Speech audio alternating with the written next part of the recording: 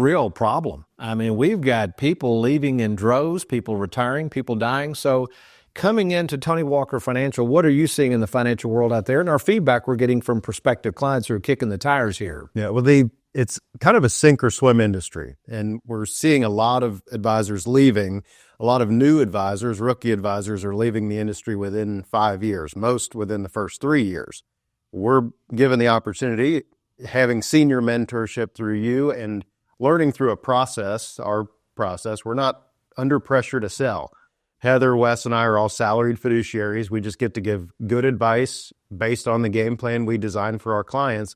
And we're not having to try to go pitch a bunch of products and go prospect new clients. We have the opportunity to just meet with our clients and really learn from our process.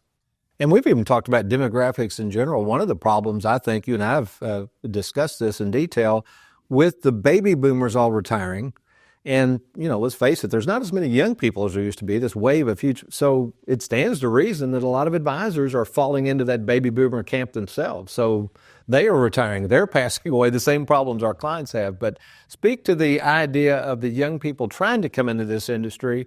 And it's kind of like the old guard. In fact, I think there's still some firms that hire people based on, hey, if you start here, you're going to have to bring families and friends along to do business with them. What's wrong with that process? Which that used to work maybe years ago, but today. Yeah, I've had friends in the industry kind of have to go that route, and you're selling to friends and family. You're bringing your own prospects on board, and if you stick it out or not, those are clients of the firm. And if you don't hang around in the industry, they're going to appreciate your new leads and your family members. But without that senior guidance and mentorship and providing leads and clients to younger advisors, they're really not able to make it in the industry. So like you said, this whole retirement planning concept is really a generally new market. It's most people before 1978 didn't have to worry about managing a 401k or planning for retirement. It was all really done for them.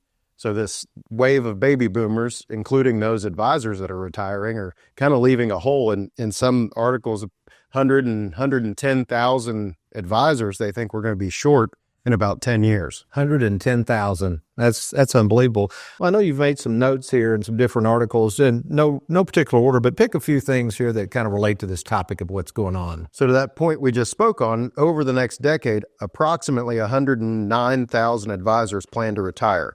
That's accounting for 37.5% of the industry's headcount and about 42% of total assets. That's a lot of money. Well, if I can piggyback on that, another point you found out here is, for instance, now them piggybacking on the fact, we're looking forward here, folks, but all these advisors are now retired. It says more than half of investors, this is currently age 55 to 65, spend 0% of their time doing any kind of retirement planning.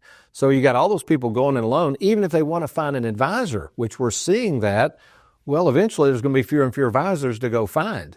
No, it's exactly right. So I guess there's 6 things we picked up on. We could go on forever. Let me just read these off, Trey, and you can give me some feedback. But number 1, the average age of advisor, obviously it's going up. It's not being replaced.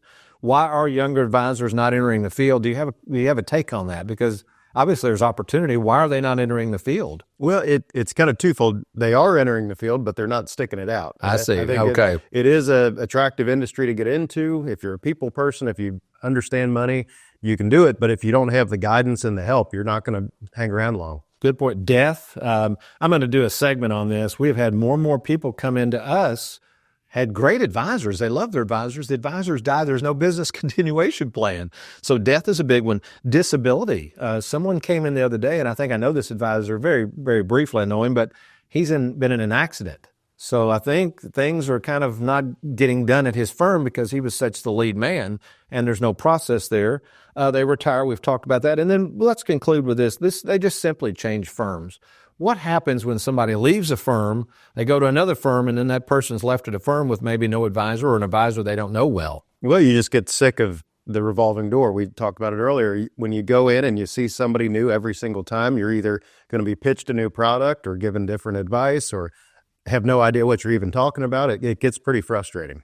Yeah, we'll conclude with this. A gentleman called the other day and he said, I've been with this firm 10 years. It's always a revolving door. I finally found somebody I liked. I called the other day with a question. He's already gone. So we like the non-revolving door here. I appreciate you and Wes and Heather and all you do. And we're going to keep working hard to make sure that business continuation plan is in place. So thank you, Trey. Thank you. You're welcome. Thanks for watching. We hope you enjoyed that video.